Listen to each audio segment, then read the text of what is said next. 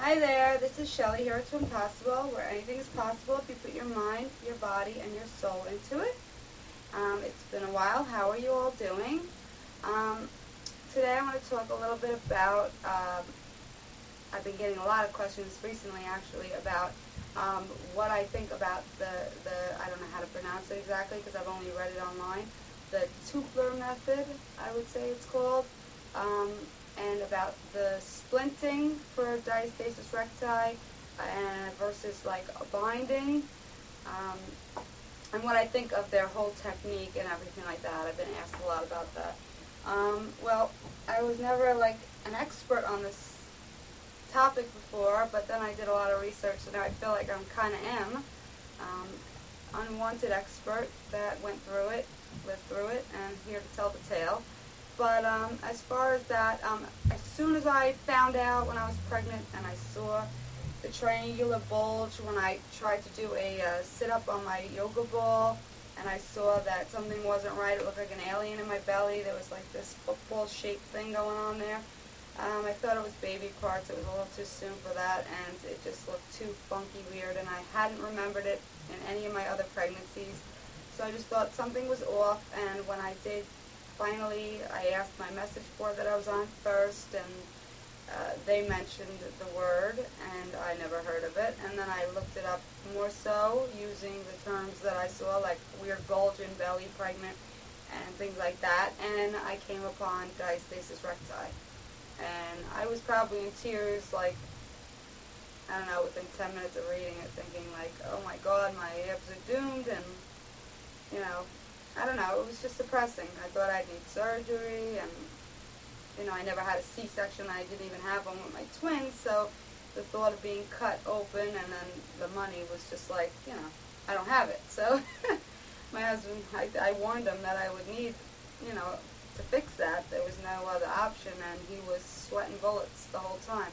So I was very happy when binding did the trick for me, but as far as the Tupler method, that was the first thing that I stumbled upon when I typed in diastasis recti. Like, is there any hope? Like, you know, can this be treated without surgery? Because I was looking all this stuff up while I was still in twin shock and not, like, thrilled about my pregnancy, because this happened pretty early on.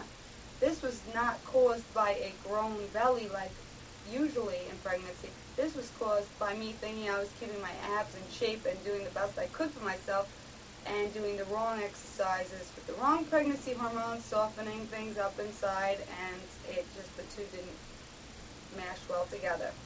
Improper exercises, crunches of that nature, and yoga balls and stuff, I don't even do those things anymore. They might be okay, they were okay before, but they actually can cause it in non-pregnant people, so I just like avoid it altogether.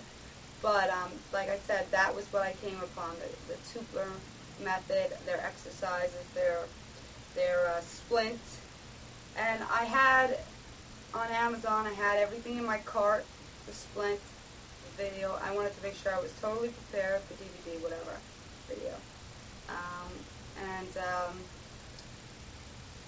I think that their exercises are wonderful, but I didn't go through with getting the splint, and here's why: because the splint is very thin.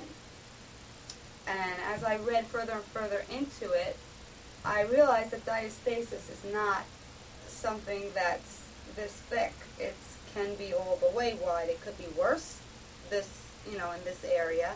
But the splint seemed to go over here and only affect one part of your gap. So what was that going to do for the rest of it? It was going to heal one area or protect one area while I exercised and just like close one gap and leave the rest open. So when people ask me, I don't want to bash anything. I think their exercises are superb. I think that they're wonderful. I think, you know, everybody should be into it who has diastasis recti as far as their exercises are concerned. I just think that as far as splinting, I think that that does not heal the whole problem.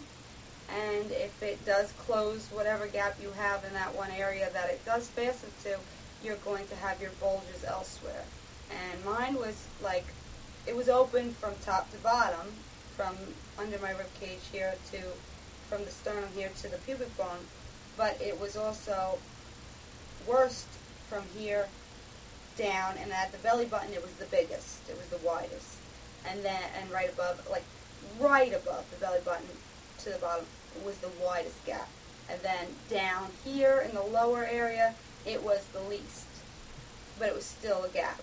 So I needed something that compressed the entire area.